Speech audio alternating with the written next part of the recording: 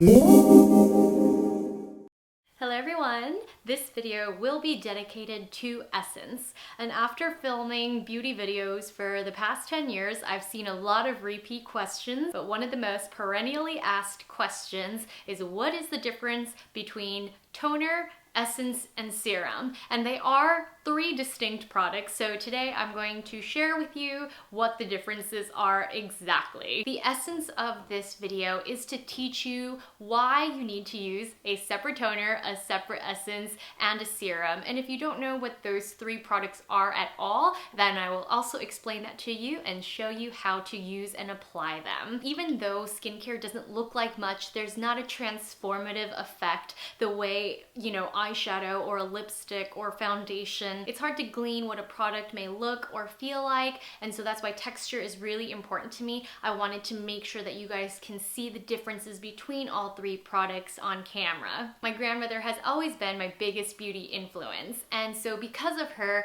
I've always loved toner. After cleansing, you want to apply toner, which is basically like water. So a lot of people think it's not worth the money, but what toner does is rebalance the pH. So especially after you wash your face, you want to remove any residual makeup. You want to make sure that the skin's pH is balanced so that you're not too dry and you're not too oily. This Erno Laszlo Hydrophil toner is excellent, especially if you have normal to dry skin. It has a slightly thicker texture than toner, so if you feel like there are super watery toners out there that aren't worth your money, then definitely give this one a try, because I do think that it's an excellent toner. Now you can use a cotton ball for application, but I've always preferred a cotton pad. Be gentle, sweep it gently over your face. You don't have to drag it down, pulling at your skin. The toner will absorb fairly quickly, and the whole philosophy behind layering skincare is that you want to go from thinnest to thickest. The heavier, the more viscous the formula, the later you're going to apply it in your routine. And now you might be wondering, why thinnest to thickest? And that's because for the best possible results,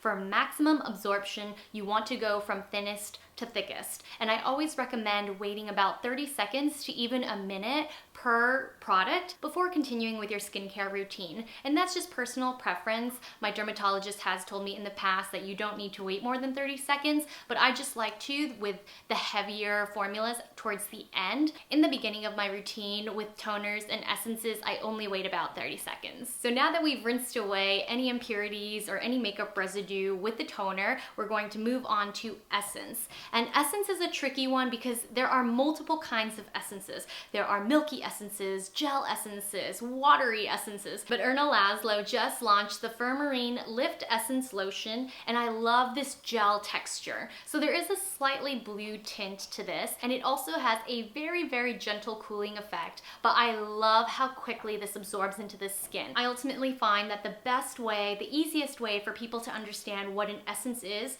to consider this the base layer of your moisturizers. It is the lightest, the thinnest, the quickest absorbing moisturizer that money can buy. So when you're going skiing or snowboarding in a really cold climate, you start with a merino wool base layer, and that is essentially what essence is. Then you put on a jacket that's a mid layer, which would be the next skincare step, a serum, and then on top of that mid layer, you would put on a shell jacket, a waterproof shell, and technically that would be your moisturizer. So if you've ever layered winter clothing before, I think that is a really accessible, easy way to think about skincare. This Firmarine essence is not just nourishing in terms of moisture, it actually does help with cell turnover. It makes your skin firmer, bouncier, and it gives it better texture. So especially if you have acne scarring, as I do, I have it on my cheeks and I always cover them with my hair, but I do think that this toner, especially when applied with a cotton pad, that extra boost in hydration plumps up the texture of my skin so that it doesn't look quite as bumpy. Now, if I've run out of cotton pads or if I'm feeling particularly lazy that day, I can apply this essence or any essence with my hands, and you can apply another layer of essence to give your skin that lit from within glow. Most toners do contain a lot of water. No one is denying that, but essence is definitely the first step where you're actually actually getting not just water, but nutrients and antioxidants and minerals into your skin to prep for the serum and the moisturizer. So that's why Essence is so lauded in Asian culture, and whether it's Korean or Japanese or anywhere else in Asia, Essence is the most loved product. Now, after giving your Essence about 30 seconds to set, you're going to apply a serum. Once you've given your Essence about 30 seconds to fully absorb and really sink into the skin, you're going to apply a serum.